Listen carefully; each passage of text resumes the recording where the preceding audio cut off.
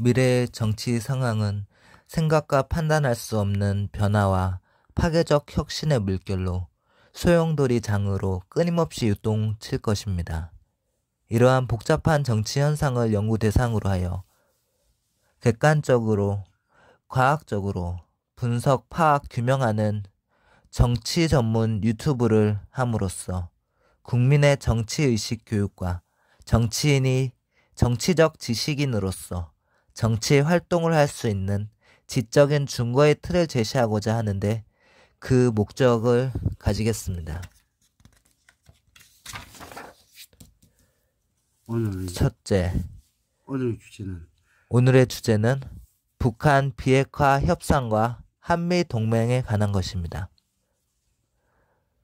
북한 핵 발전 과정.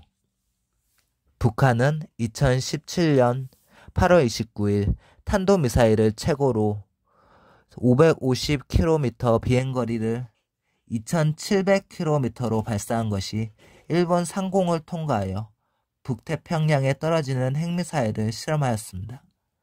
한미일 3국은 물론 전 세계가 경악을 금치 못하게 하였으며 더욱이 같은 해 9월 3일 한북 중계리에서 6번째 TNT 약 100에서 300KT 수소폭탄을 실험하게 되었습니다.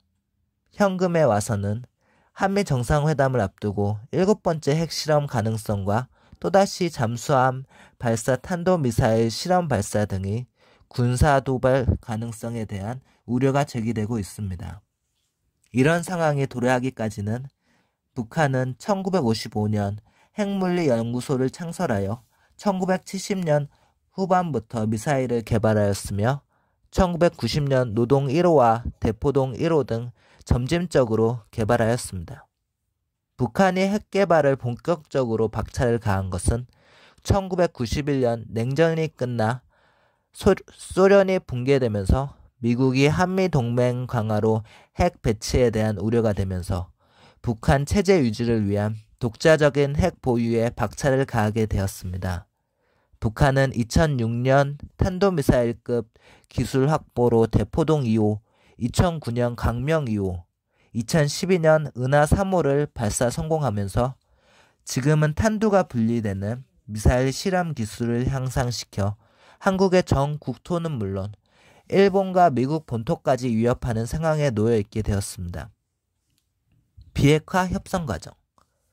미국의 오바마 행정부 2009년에서 2017년까지는 북한의 비핵화 정책에 대한 로드맵으로 6자 간 한반도 평화체제 논의, 3자 간, 4자 간 종전회담 등이 있었으나 북한의 핵실험 등으로 추진하지를 못하였습니다.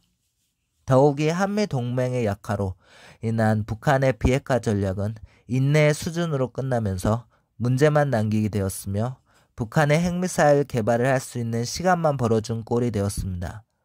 우리나라는 북한 이후 남북한의 정상회담은 5차례로 열렸으며 상호 간의 현안과 화해 및 협력에 관한 회담만 이루어지면서 남북한의 화해 분위기가 조성되었습니다.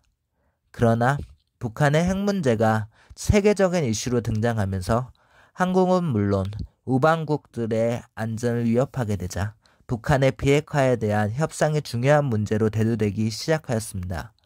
트럼프 행정부는 북한과의 비핵화 협상에서 정상회담을 2차례 개최하고 친서를 교환하는 등 적극적인 협상으로 무엇인가 조속한 비핵화의 타결이 될 것 같이 보이면서 국민들에게 큰 기대감과 희망을 주었으나 트럼프의 북한 김정은과의 상호 간 자극적인 발언으로 북한의 비핵화는 현실에서 멀어지게 되었습니다. 그러나 2018년 6월 싱가포르에서 북미 간의 첫 정상회담을 하면서 한반도의 완전 비핵화를 추구하기 위한 공동성명을 채택함으로써 북한의 비핵화에 대한 기대와 한반도의 평화 무대가 고도화된 것은 사실입니다. 그러나 싱가포르 회담 이후 북미 정상은 친서와 2차 회담 개최를 위한 고위급 만남 이외에는 성과 없는 상태에서 이듬해 2월 하노이에 2차 회담을 하였으나 예정 시간보다 일찍 끝나고 말았습니다. 이러한 연유는 김 위원장은 영변 핵시설 폐기 조건으로 유엔 안보리 제재 해제를 강력히 요구하였으나 트럼프는 완전 해제가 아닌 부분적 완화를 제시함으로써 회담은 미궁 속으로 빠지면서 결렬되었습니다. 그럼에도 불구하고 2019년 6월 북미 두 정상은 판문점에서 극적인 멋진 회동으로 인하여 정상 간의 회담은 몰골을 터는 듯 보였으나 트럼프의 북한 핵 폐기 일괄 타결인 톱다운식을 강력히 추진함으로써 북한 비핵화는 국민의 기대와 희망을 일시에 사라져버리게 하는 마치 배우가 무대 위에서 멋진 쇼만 보여주는 연출이 되고 말았습니다. 비핵화를 위한 한미동맹 대응 전략. 당근과 채찍. 냉전의 산물인 한반도의 분단을 종식하는 평화와 번영의 시대를 열기 위해서는 북한의 비핵화가 최우선시 되어야 한다는 것은 분명한 현실이 되었습니다. 한반도뿐만 아니라 주변 국가는 물론 세계의 안보 환경을 조성하기 위해서는 북한의 핵 폐기를 위한 성공적인 모델을 북미 상호 간에 제시하여야 하는 것이 시대적인 사명이 되었습니다.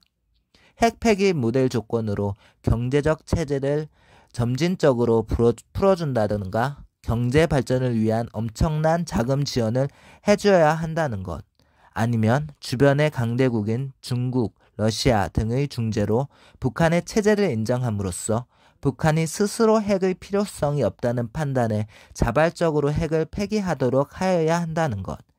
이와 동반하여 한국은 한반도의 새로운 평화 프로세스를 가동하여 북한의 경제 발전에 도움이 되도록 하여야 할 것입니다. 반면에 지난해 6월 북한이 남북 공동연락소 폭파한 사건만 하더라도 보복 조치를 못한 것이 아니라 한반도 완전 비핵화로 인한 평화 정책 진전을 위해서라도 강압적인 군사적 압력을 보일 필요성이 있다고 봅니다. 예를 들면 한미동맹 군사력은 F-22 스텔스 전투기가 야간 레이드 포착 없이 기습 공격하여 핵시설을 파괴할 수 있다든가 핵 항모나 전략 폭격기 B-1B의 정찰을 통한 북한 도발이나 핵실험 등을 정찰 및 감시하여 잠재적 위험에 사전 대응할 수 있다는 것을 보여주는 군사적 압박이 필요하다는 것입니다. 이 모든 군사적 압박을 가하여 북한의 체제 유지를 위한 비핵화 협상 테이블에 나올 수 있도록 강원 전략적인 미끼를 던져야 할 것입니다. 비핵화 단계별 억제. 북한은 지금까지 6차 핵실험 장소인 풍계리를 2018년 5월 24일 폭파한 것은 단순히 북미 간의 협상을 위한 전략적인 차원이었다는 미국의 판단은 북한은 언제든지 핵실험을 재정비하여 재가동할 수 있다는 것에 대한 신뢰성을 주지 못하는 것이었습니다.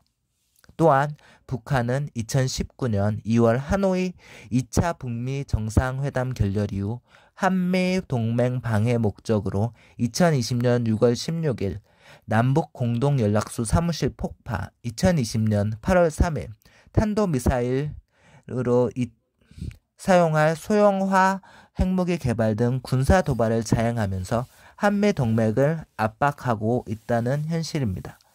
더욱이 중국 또한 세계 질서를 어지럽히고 있는 북한에 대한 반감뿐만 아니라 미중 간의 경제적 갈등이 고도화되어 감으로써 새로운 냉전 구도로 가는 것이 아닐까 하는 우려가 높아지고 있는 상황입니다.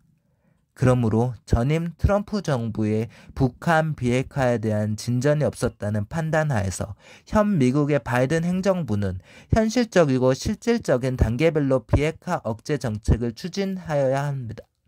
물론 트럼프 행정부 때에는 앞에서 언급했듯이 중계리 핵실험장을 단순히 폭파는 하였으나 신뢰성을 주지 못한 것은 핵시설 폐쇄로 인한 가동 중단을 IAEA 감시단에 의한 정밀 사찰에 하여 영구적인 사용 불가하도록 봉인 조치를 하여야 한다는 것이었으며, 이런 연후에 북한의 핵시설 불능화로 되돌릴 수 없도록 북한의 모든 핵 프로그램을 해체하고 기존의 핵 물질과 핵시설, 장거리 미사일 등 단계별로 폐기를 하여야 한다는 것입니다. 한미 동맹에 의한 정상회담 기대.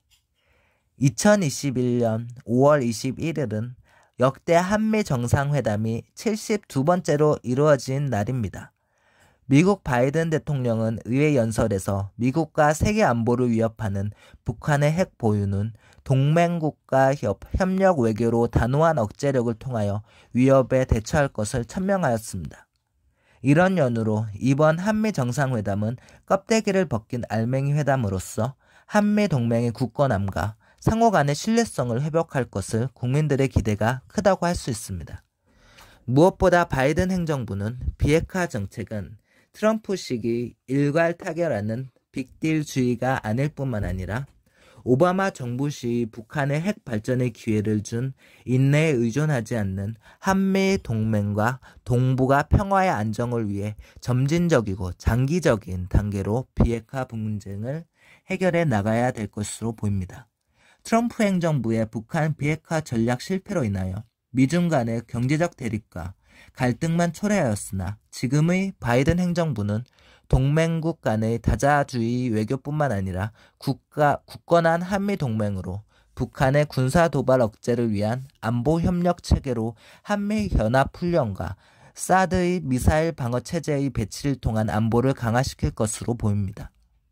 특히 이번 5일 한미 정상회담에서는 북한이 비핵화 원칙에 동의한 만큼 북한이 말폭탄이나 군사력 도발이 없도록 하기 위해서는 대화의 테이블에 나올 수 있도록 실질적이고 구체적인 정책 회담이 필요하다고 봅니다.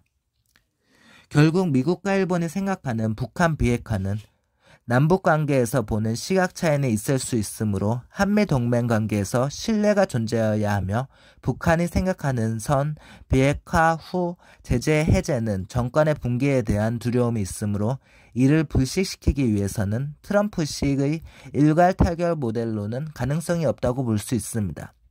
그러므로 북한의 비핵화의 확고한 의지를 심어주어 완전하고 검증 가능한 되돌릴 수 없는 비핵화가 실시되자면 이에 상응한 단계별 보상 조치가 있어야 할 것입니다.